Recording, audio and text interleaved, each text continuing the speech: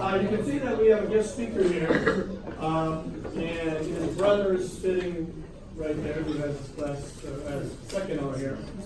If you don't know the Tursec boys, I have Jack, probably 4 years ago, in intro to business or so. I was trying to remember and he confirmed that, yeah, he had me in intro to business. And David's in personal finance trainer. David, are you a senior? Yeah. Yeah. So, and Jack is a grad 2017. And I'm not going to tell him much more because I'm going to allow him to introduce himself to you guys, give his background, and obviously his company's name is there. And I told him what we usually do with guest speakers is show you the LinkedIn, show you the websites. But I think his story is so unique, I didn't want to spoil it. Because it's different than all other entrepreneurs we listen to and all guest speakers I've had so far. Because one, he's a recent grad, he's still in school, and two, it's something that is really different compared to what you've heard in the past. So with all that, let's give him a little warm welcome. And I'll let you take over. Take it away. Cool. So my name's Jack. I'm a mechanical engineering junior at MSOE, and I am one of the co-founders of Blue Mangoes. So my idea was to just go through, we have like a pitch deck that somebody else made on the team who pitches to investors often. So I could go through that, and it kind of gives a good synopsis of what Blue Mangoes is. And then if anybody has any questions, that can be like the majority of the time we spend. So, oh, I pressed the wrong button. Oh, right one? There we go. Okay. So across the world, there are 1.5 billion smallholders, and what that means is there's farmers who farm on very, very small amounts of land, and 2.8 trillion pounds of food waste from those farmers. And from, depending on where you are in the world, the food waste occurs at different points along the process. So in Latin America and Sub-Saharan Africa, it's the food waste occurs after the food is grown, but before it goes to market. So that's different than like in the United States, where a lot of us like don't eat all our food on our plate and throw it out. A lot of the main problem is like they have so much fruit trees in these countries that when they bring them to market, they can't sell them all because everybody's selling the same fruits in that certain area, and so they just kind of have to throw out the fruit and it goes to waste. And then the trees in the area become less valuable, so they start cutting down trees, making charcoal and stuff like that. And that's where Blue Mangoes comes in. So what we do is we design and build this is a passive solar fruit dehydrator. And what that means is it's a machine that dries fruit without using any electricity. And so this is a little picture of how it works. We can talk a little bit more about that later if anyone has questions. But basically there's like this wooden kind of like rectangle, and on top of it there's like a piece of glass. It's hollow inside, and the sun will come down through it's not glass, it's clear plastic, and it heats up the air inside this, and this part's open, so air flows through here, and as it heats up it goes into this box area, and in here is where all the fruit is kept. So the air rises, takes the water juices out of the fruits, and then carries it out with the air out of the chimney, so then the fruit becomes dry. And this design looks a lot different than this design. And I have more pictures of different other designs, but that's because we design the dehydrators to be built out of local materials wherever the community is, so that if they wanted to build more, they could without having to like if you're in Africa, it's really hard to get like stuff from Panama or something like that. So we design it out of local materials. And then here's another example. These are our dehydrators in Uganda. And they have a lot more masonry rather than like carpentry, so a lot more like cement and bricks and stuff rather than wood. So then we designed and built them out of cement bricks. I have a question.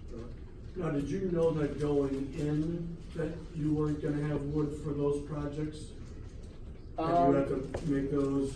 So did you have the concrete / cement models created before you even got there? Before, we usually have like some kind of contacts on the ground there. So for this one in Panama, has anyone ever heard of Global Brigades? It's kind of more of a college thing, I guess, but it's an organization that works in countries like Panama, Honduras, and some other Latin American countries, and they like bring college students there to do projects. So they already knew what like kind of materials and stuff they had. So when we were in contact with them beforehand, we could say like, could you find this size wood sheet? And then they were like, okay, yeah, that was in the market. And I was like, okay, so then we can design it with that. So same thing with Uganda or wherever. That's a good question though. And yeah, feel free to interrupt me if you have any questions. And then, so another thing what we do when we're on the ground in the country, besides build the dehydrator, is we start to form these women cooperatives. And what a cooperative is everybody kind of, it's like everybody is like a team effort. So if there's like, remember how we said there were smallholders? So not any of them has like acres and acres of land where they grow fruit trees. But if like some lady has like 2 fruit trees and another lady has like 3 and someone else has 4, then if everyone works together, then that's like a significant amount of fruit that they can use. So what we do is we form these groups of farmers, and each of them can bring their fruits to the central dehydrator. And then because of that, then all of their resources piled together are now made valuable. So this is our women cooperative. I think it's the Ladies of Broadway is what it's called, and it's in Uganda. And then on the ground, we also have 4 hired employees in Africa. This is our employee JB, and he helps like food safety certifications, making sure everything is up to standard and everything like that. This is what our actual fruit looks like. This was kind of like an aesthetic photo, but the stuff in the front, this is mangoes that were dried in Kenya off of the dehydrator that I built, that me and one other member of our team built in Kenya. And I have pictures of that later. But that's kind of what it looks like. We kind of are using all of our samples somewhere else, so I couldn't bring any, but more to come on that, I guess. And then kind of like a quick story of how we got to like making something like look professional like this, because that was something Mr. Seaman talked to me about. We started off as a team of just students. It was like 20 students at MSOE, and it was a school project. And because we wanted to travel to Panama the first time to build that giant dehydrator that was at the beginning of the presentation, MSOE didn't want us to go because we weren't going to bring a professor. So there was like a bunch of liability issues and a lot of like, it was kind of like the classic, I don't know if like, it kind of seemed like they were like the bad guys trying to stop us from doing anything, and we were just like trying to do something, like we weren't trying to do anything wrong. But eventually they said they didn't want to be a part of it anymore, so we kind of took it on our own, and with that a lot of the students fell off. So there was 3 of us students who continued on the team, and then since then we've added a lot of people who are really like quality and specialized. So we added someone who works and lives in the Netherlands, and she focuses on those co-ops, of managing those co-ops. We added this person who lives in New York City. His name's Jacob. He focuses on supply chain, so that's like the logistics of like how do we get a shipping company to pick up the mangoes from the farm and get them to the United States. And then I guess like my claim to fame a little bit is I was tasked with finding like a brand manager person. So I found the person who's now on our team. Her name's Jen, and she designed these packages, and she graduated from the MIAD, Milwaukee Institute of Art and Design. And she's like 40 something years old, and she like is a creative director at this company. So she's like really, really well qualified, but it just seemed interesting to her. And it's kind of like a daunting task for sure, like when you're trying to find quality people, but legitimately, I literally went on LinkedIn and was like, I typed in MIAD, and then I had like 30 people pop up, and then I copy and pasted the same message to all of them asking to connect with them, and like 7 responded, and I interviewed them, and she was the best one. So like, without our founder Josh always says like, without Google and LinkedIn, we never could have become anything. Now, are they doing, is this a nonprofit right now? No. It's not. So, yeah, there was like different models there's definitely different models to talk about. I Yeah. think that's in a little bit here. Yeah, I think that's in one of the coming slides. But these are just a bunch of pictures from all over where we've been. We're working in 7 different countries right now, including Kenya, Uganda, Liberia, Panama, and Tanzania are the main ones. And then asking about different kind of models that you can be. Currently, we're an LLC, and that's just like the easiest way to get registered with the state if you're trying to create a company, or like anybody can be an LLC. Like Macklemore, I think, is an LLC. But we're currently moving into something called a B Corp. So a B Corp is, have you guys learned about like corporations and stuff? So it's exactly like a regular corporation, like Target or whatever. But when you're a corporation, this is my understanding, you can correct me if I'm wrong. When you're a corporation, if you're like a public corporation, you have a responsibility to your shareholders to always be pursuing the highest level of profit, so that like they're not going to invest in you and then you kind of like make decisions about what's best for you. But with a B Corp, you get a special certification where you have like this social good impact. So let's say you wanted to give like a farmers a better price that wouldn't be pursuing the highest level of profit for your company, but like is like accomplishing your mission, like we want to give them a good price, then you're allowed to do that if you have the certification. Because that's one that we have in common. This is like Corp, C Corp. Yeah, it's very new, I think, in Wisconsin. Yeah. I think it's like I've never maybe heard last of it. year So it started or something. That's neat because you are. I mean, so you have to have a board of directors? Yeah. So and I can talk a little bit about that too.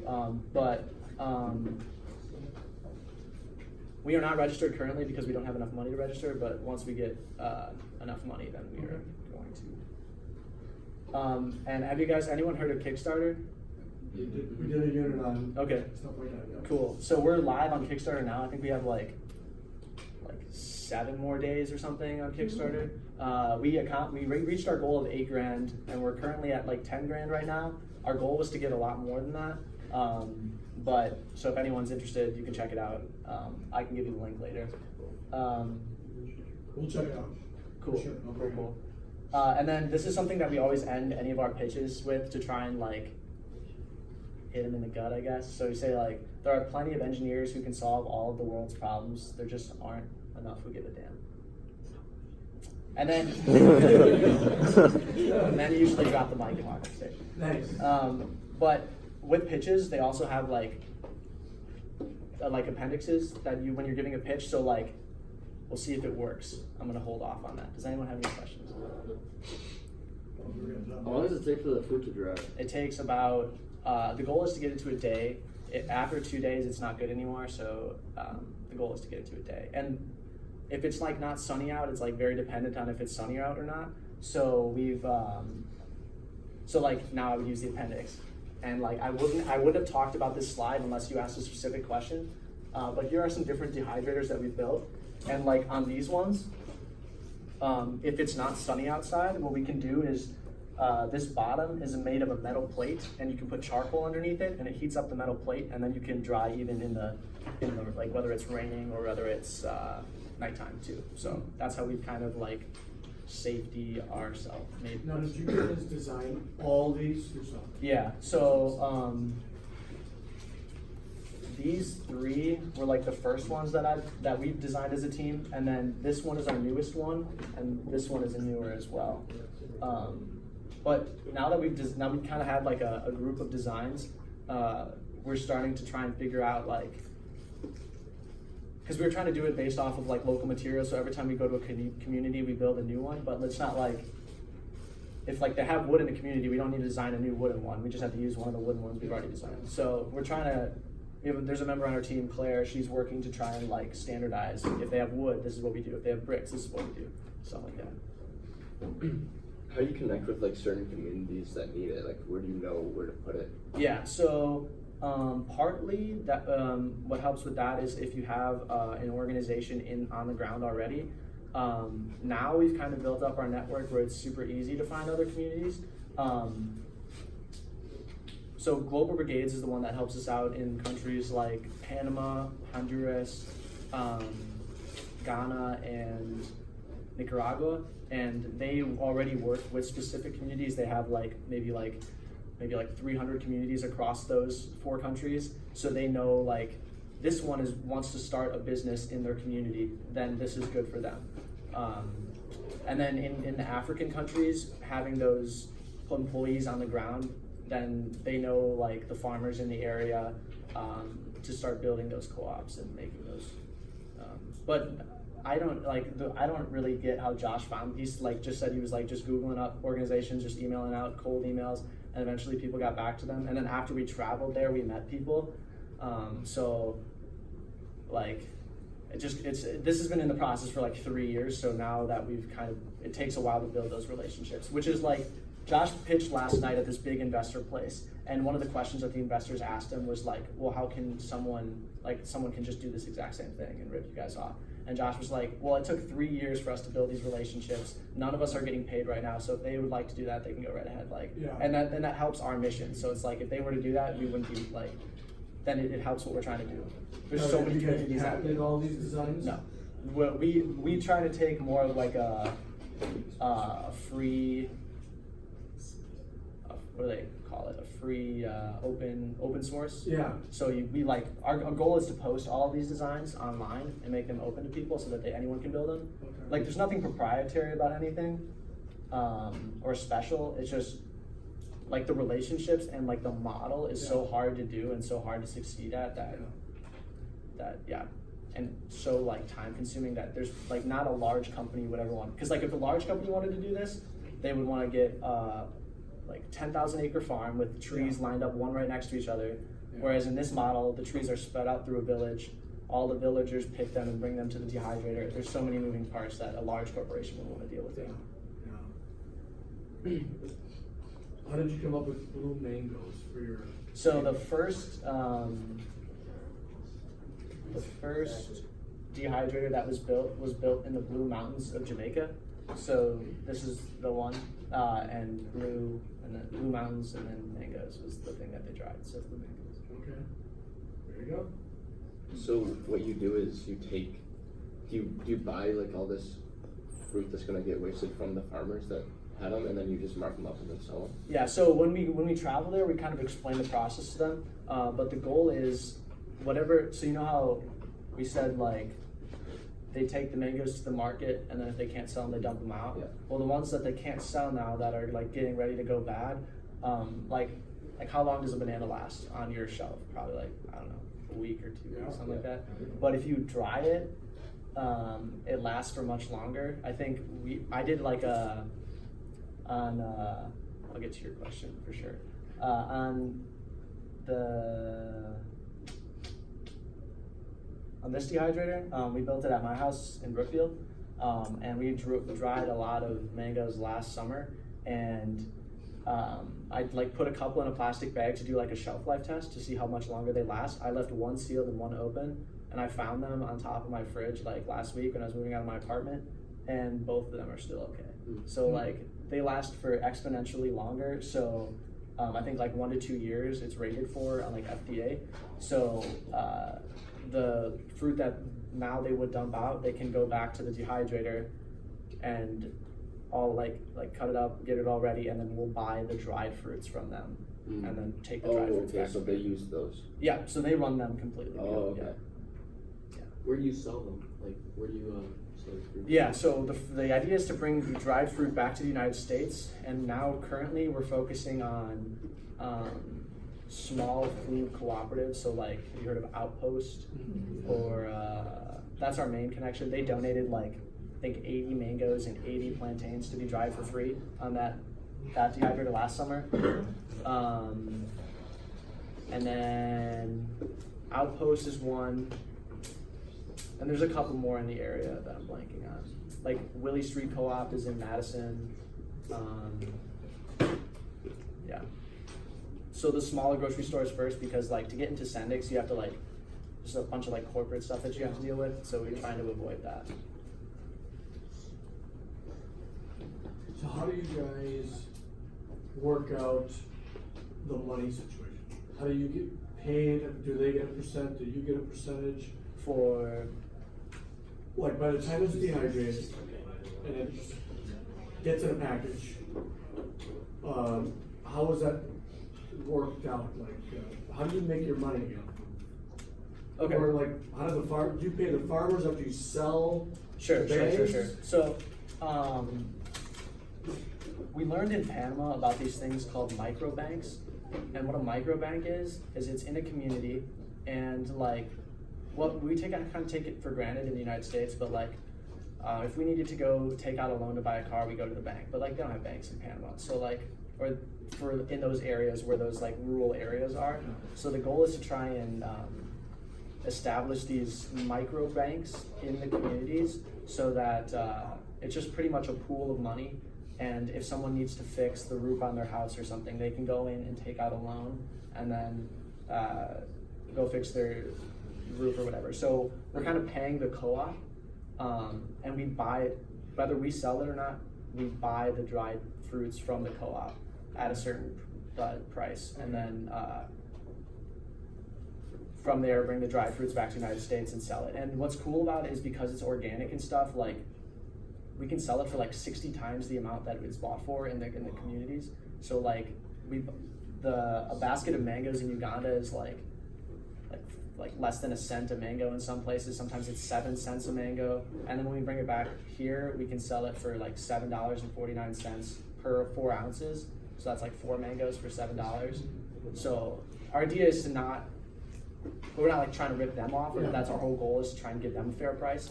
So we want to pay them more than what they can get in the local market, so that they have an incentive to sell to us. Because they don't have to sell to us. They can sell it wherever they want. Yeah. Even though we set up the dehydrator. That's kind of one of our goals, is to try and like empower them. Yeah. Yeah. It's gotta be a win-win. Yeah. Otherwise they're gonna leave you. Yeah, for sure. And have any of you guys heard of like accelerators or? Yep, we went through that too. So there's a lot of cool. My bad. No, that's right. There's a lot of cool ones in Milwaukee. Have you guys talked about any of the ones around here? We talked about the incubators, accelerators. We hit on the big ones in Milwaukee. Yeah, that's what I'm refreshing my memory about. Does anybody know any accelerators or incubators in Milwaukee? That 8 one. Top of my head. What were the ones? Who had that category? As soon as you say 2 or 3, I know. Okay. Trying to bring up.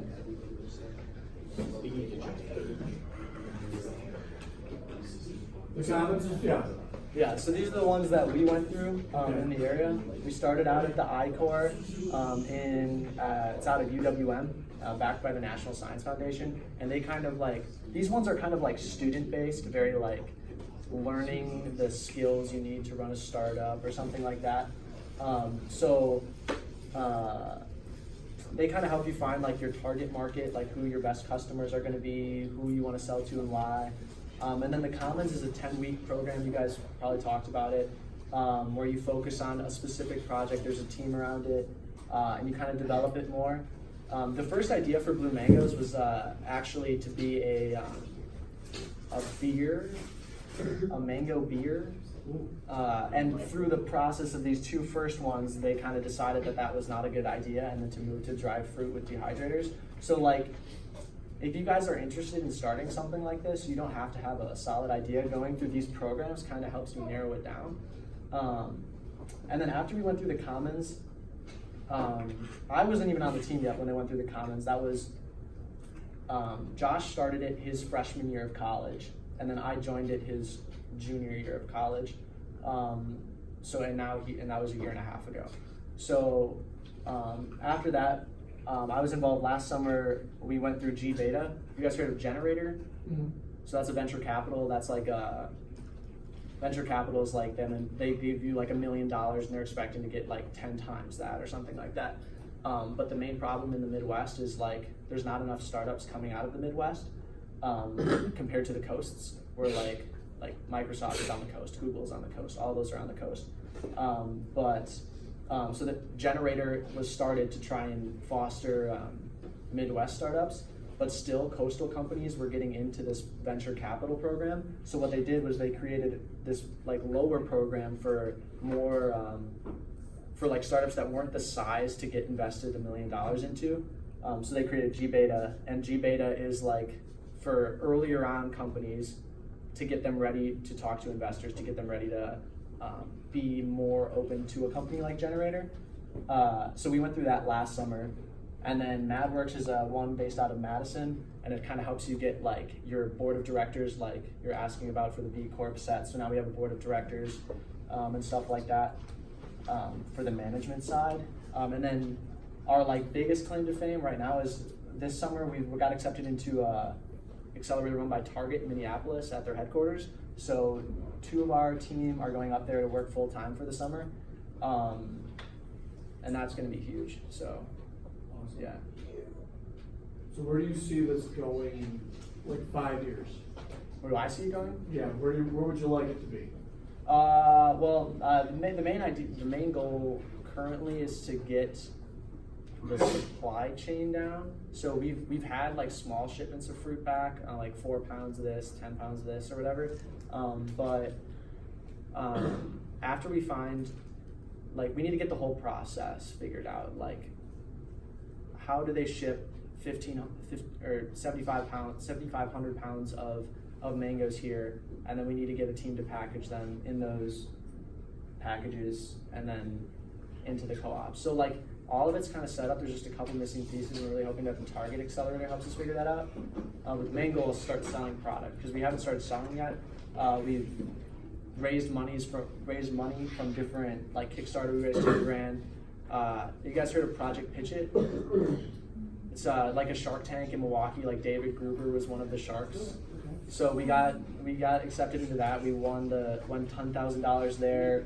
Do you know what Kiva loan is? It's like crowdfunding. So anybody online can loan like $25 to a specific business, and it's a loan that the business will pay back to you. But if like 300 people give $25, that's a lot of money.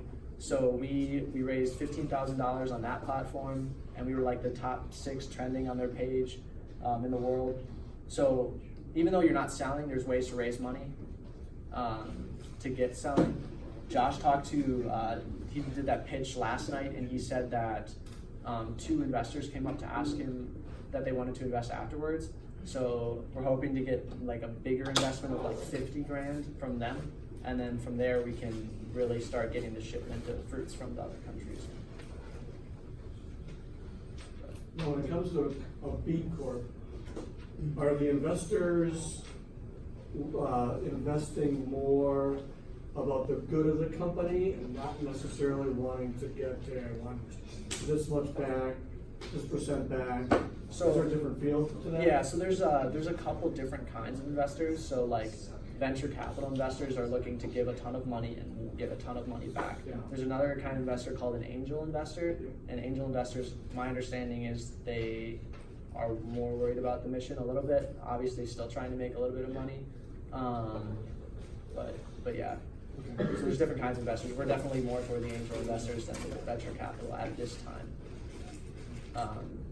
But one way Josh and everyone on the team is kind of like brainstormed and it's kind of evolving is, does anybody know what Alphabet is? Everyone heard of Google?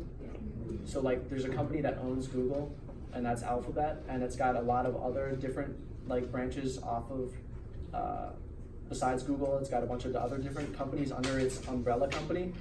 So the main goal, I guess, in the next 5 years is to create this umbrella company that's called AgriCycle, where blue mangoes would be one of the things. And then we've also started to explore other products like coconut charcoal and breadfruit flour. So there's this like fruit that you can pick off a tree, grind it up, and create flour from it. And it's like all organic, and it doesn't, it's not, it's gluten-free, that's the main thing. So that kind of pitching AgriCycle to an investor, even if they're a venture capital investor, is a lot more promising than pitching a fruit company. So there's ways that we're trying to like get be appealing to more and more different kinds of investors. And is anyone interested in starting like a startup when they get to college or something like that? I could say that I didn't know anything about startups when I was going into college, and now that it's started to kind of take off a little bit, I've kind of had to take a step back just because of schooling and everything. So I'm not as much of a, over the past year I was the COO, so I was like meeting with everybody and like I had team meetings like 10 hours of meetings throughout the week in addition to classes and soccer and everything. So I kind of had to take a step back a little bit. So now I'm focusing on like managing the social media and the branding side. But I'm just happy to be kind of like a part of the team. So now that we've really brought on the specialized members, if you like Jacob who works on the supply chain or Deborah on the co-ops and stuff. But if any of you guys are interested, there's definitely like places or like ways to get involved and to start creating a startup. Like this seems like it's way out of reach now, but if we presented here last year, we had barely traveled to Panama. Like they hadn't given us any fruit yet.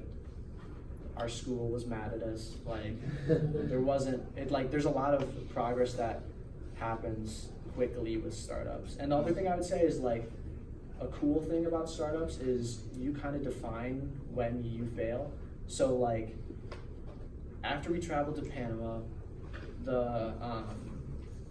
we came back and we were like, success, like we made it. And that was a year ago, last 2 Februaries ago in 2006, or maybe more than that, I don't know. But we didn't get any fruit. They stopped contacting us as much. So we were kind of at this standstill. We hadn't had really any solid contacts in any other countries. And for a couple months before we got into G Beta, we weren't doing anything on Blue Mangoes. And it would have been really easy to say okay, well, we're done. But since we got Josh kind of got this new burst of energy and we got into G Beta, and then from there it started to pick up a lot.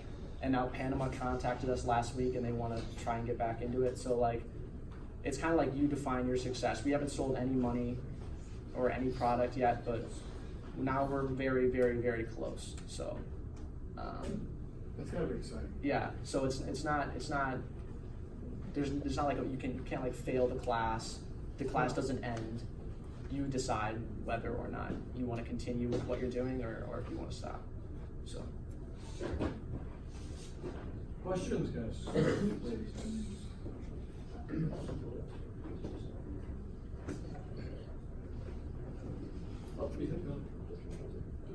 I'm thinking about bringing David on board. I don't know how much David has talked to you about how I don't much know. sliced mangoes last. It's gonna be rough. Not an animal? Well, we had 80 mangoes, and they were gonna go bad in a day. So we had to slice 80 mangoes in a day. So David sliced for 6 to 8 hours, and he was not very happy about it. No, okay. But we got a ton dried, and So you can get that dry in one day? yeah, Wow. if it's sunny out one day, now that we've added the charcoal on it, it's a lot easier to get it in one day. And it's just naturally because of the cold air? Yeah, because hot air rises, Yeah, so no heats fans, up. no solar, fans going or? Nope. Yeah, because a lot of these places don't have electricity or don't have Yeah. easy access. So, yeah. No more questions, guys? Any comments? No? All right, why don't we show our